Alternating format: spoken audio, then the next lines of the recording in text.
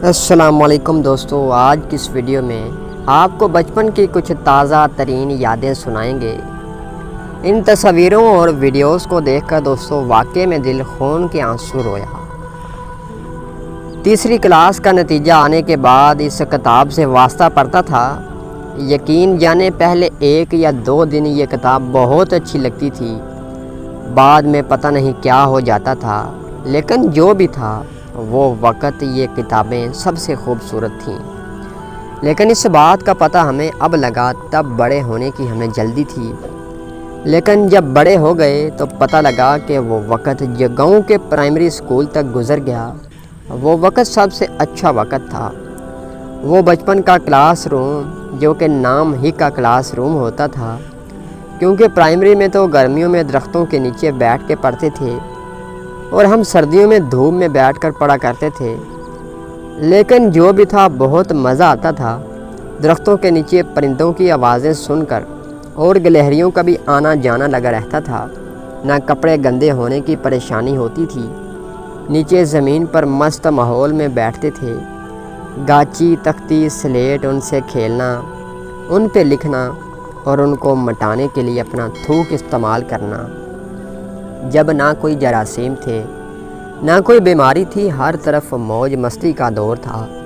اور یہ بلبل کا بچہ، دوستو کس کس کو یاد ہے بہت خوبصورت دن تھے، کب آئے اور وہ دن کب گزر گئے پتہ بھی نہیں چلا۔ بچپن واپس نہیں آتا، اور خاص طور پر جو بچپن گاؤں میں گزرا ہو اس کی تو بات ہی کیا ہے۔ بلبل کا بچہ کھاتا تھا کھچڑی، پیتا تھا پانی، گاتا تھا گانے، میرے سرہانے بلبل کا بچہ۔ اور اردو کا یہ والا قاعدہ ہم بلا کیسے بھول سکتے ہیں۔ الف انار، بے سے بکری، پے سے پنکھا، تے سے تختی، ٹے سے ٹوپی، نہ جانے یہ وقت کہاں چلا گیا اور ساری یادیں اپنے ساتھ ہی لے گیا۔ آج ایسی تصاویریں دیکھ کر اور اس وقت کو یاد کر کے دل واقعی میں خون کے آنسو روتا ہے۔ گرمیوں کی چھٹیوں میں اپنے گاؤں میں اس طرح کے درختوں کے نیچے بیٹھ کر چھٹیوں کے کام لکھا کرتے تھے۔ یاروں کی محفل ہوتی تھی، شروع کے 2-4 دن تو جوش جذبے کے ساتھ کام لکھنے کی ابتدا کرتے، پھر باقی کی چھٹیاں یہ کہتے گزر جاتی کہ ابھی تو بہت وقت پڑا ہے، لیکن کام مکمل نہیں ہوتا تھا۔ پھر بس موج مستی ہوتی تھی۔ یادیں بھی کچھ عجیب چیز ہوتی ہیں، جو پرانی ہوتی ہیں وہی یادیں کہلاتی ہیں، کیونکہ نہیں تو کوئی یاد نہیں ہوتی، لیکن پھر بھی کیا عجیب چیز ہے، ہنساتی ہیں، رلاتی ہیں، تڑپاتی ہیں، کبھی کبھی مر جانے پر مجبور کر دیتی ہیں۔ دوستو یاد ہے جب کلفی والا گاؤں میں آتا تھا تو پہلے کوشش کی جاتی تھی کہ امی ابو سے پیسے مل جائیں، اگر لگتا کہ اب پیسے ملنے کا کوئی چانس نہیں تو پھر اگلا ٹارگٹ پرانا لوہا یا پرانے جوتے ہوتے تھے۔ ابھی کل کی باتیں لگتی ہیں یہ سب کلفی یا کلفی والا، لیکن شاید اب آدھی زندگی گزر بھی گئی۔ گاؤں کی ان گلیوں کی یادیں جہاں سے کلفی کھایا کرتے تھے وہ کبھی بھول سکتے ہیں؟ اگر آپ کو بھی یہ دن یاد ہو تو نیچے کمنٹس کر کے دوستو ضرور بتائیے گا۔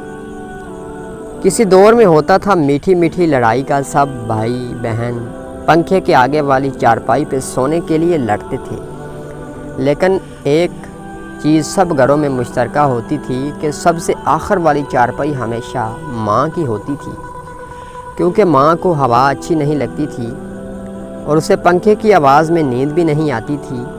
حالانکہ ماں سمیت سب ہی جانتے تھے کہ یہ محض ایک بہانہ ہے۔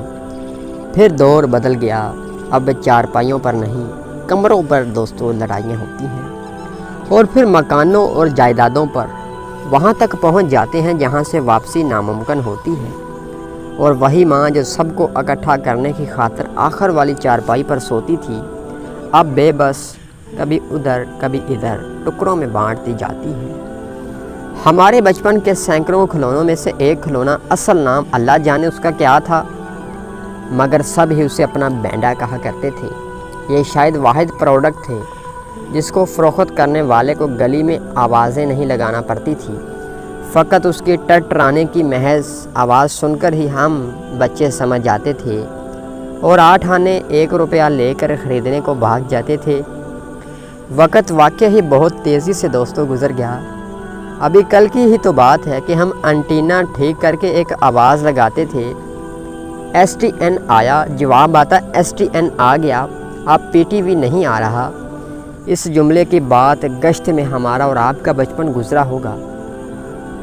آج نہ ہی وہ انٹینا رہا جس کو سیٹ کرنا ایک کارنامہ ہوتا تھا، اور نہ ہی وہ سکون رہا جو بچپن میں تھا۔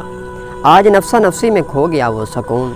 تو کیا کسی نے خوب کہا ہے، سکون کی بات مت کرے دوست، کہ بچپن والا وہ اتوار اب نہیں آتا۔